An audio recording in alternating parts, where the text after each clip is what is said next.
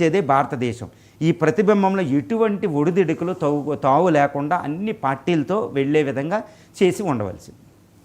ఇక supreme court chief justice BR Gavai తన మహారాష్ట్ర పర్యటనలో ఈ రాజ్యాంగంలోని నిబంధన 142కి సంబంధించి ఒక గొప్ప సందేశం ఇచ్చారు.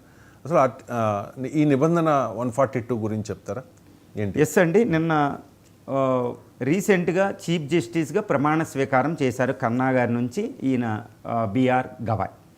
ఈయన మహారాష్ట్రకి చెందిన వ్యక్తి. ఈయనకి నిన్న మహారాష్ట్ర గోవా బార్ కౌన్సిల్స్ ఒక ఫెలిసిటేషన్ పెట్టినాయి అనమాట, ఒక మంచిగా సన్మానం పెట్టినప్పుడు ఆ సభలో మహారాష్ట్ర నుంచి పోలీస్ కమిషనరు, ఆ సిటీ కమిషనరు, డీజీపీ, అదేవిధంగా అక్కడ నుంచి చీఫ్ సెక్రటరీ అనేది వాళ్ళు ఉండాలన్నమాట. కానీ వాళ్ళు లేరు. ఈ విషయాన్ని నిన్న చాలా తీవ్రంగా బిఆర్ గవాయ్ గారు పరిగణించారు. అసలు నేను 142 ఆర్టికల్ని ఇక్కడ ప్రయోగించాల్సింది అన్నారు. అరే 142 అనేది చాలా పెద్ద వివాదాస్పద అంశమైంది. ఆ 142 ఆర్టికల్ 142నే వైస్ ప్రెసిడెంట్ జగదీష్ ధంకర్ గారు ఏమన్నారంటే ఇది ఒక పెద్ద న్యూక్లియర్ మిసైల్ భారత పార్లమెంట్ మీద అన్నారనమాట.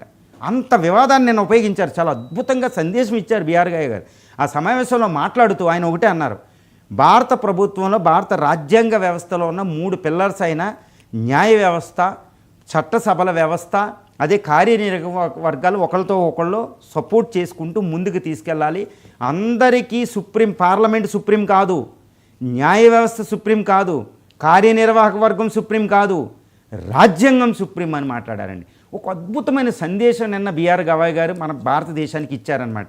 ఇస్తూ ఇలా ఎండగట్టేటప్పటికి ఇప్పుడు పోలీస్ కమిషనరు, చీఫ్ సెక్రటరీలు ఏంటంటే తర్వాత ఆయన అంబేద్కర్ సమాధి, అంబేద్కర్ సందేశం ఇచ్చిన శైత్య భూమి వెళ్ళినప్పుడు మళ్ళీ వాళ్ళందరూ వచ్చి ప్రజెంట్ అయ్యారు. నిన్న ఆయన chief justice is the head of the Indian judiciary, న్యాయ వ్యవస్థకి అత్యున్నతమైన వ్యక్తి. ఆ వ్యక్తి వెళ్ళినప్పుడు ప్రోటోకాల్ ఫాలో చేయకపోవడం వల్ల ఇవో వచ్చింది. ఇప్పుడు ఆర్టికల్ 142 దగ్గరికి వద్దామండి. ఈ ఆర్టికల్ 142 నిబంధన 142 భారత రాజ్యాంగంలో ఇది ఒక చాలా ఇంపార్టెంట్ ఆర్టికల్ అయింది. ఎందుకంటే ఈ ఆర్టికల్ని చేర్చాలా లేదని రాజ్యాంగ పరిషత్తులో drafting committee chairman doctor BR Ambedkar మిగిలిన వాళ్ళు మాట్లాడుతూ ఒక విషయం చేశారు. అసలు దీని మీద ఆర్గ్యుమెంట్ చేయకుండా కూడా రాజ్యాంగంలో చేర్చడం జరిగింది. అంబేద్కర్ మిగిలిన వాళ్ళు ఎందుకు ఇంతకు ఇంపార్టెన్స్ ఇచ్చారు అంటే దానికి అంత ప్రాముఖ్యత ఉంది. ఇప్పుడు అదే వివాదాస్పదం అవుతుంది కూడా. నిన్న భారత రాష్ట్రపతి 114 ప్రశ్నలు సంధించింది కూడా దీని మీదే.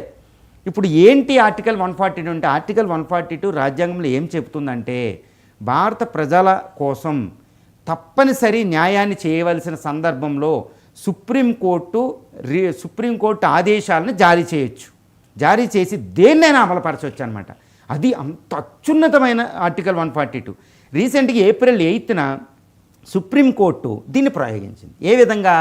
తమిళనాడు గవర్నర్ ఎన్ రవి సుమారు 12 బిల్లులు రాష్ట్ర అసెంబ్లీ, స్టాలిన్ నేతృత్వంలో రాష్ట్ర అసెంబ్లీ చేసి బిల్లుల్ని ఆయన నిరవధికంగా పొడిగించి పడేశారు. రాష్ట్రపతి పంపి అక్కడ పెట్టేశారు. చాలా ముఖ్యమైన బిల్లులు. ఈ బిల్లును అసలు పాస్ చేయడంలో రెండోసారి తిరిగేసి పంపిన రాజ్యాంగం సంక్షోభం వచ్చేసింది తమిళనాడులో. అది చాలా తీవ్రమైన, గవర్నర్ పాత్ర చాలా వివాదాస్పదమైంది.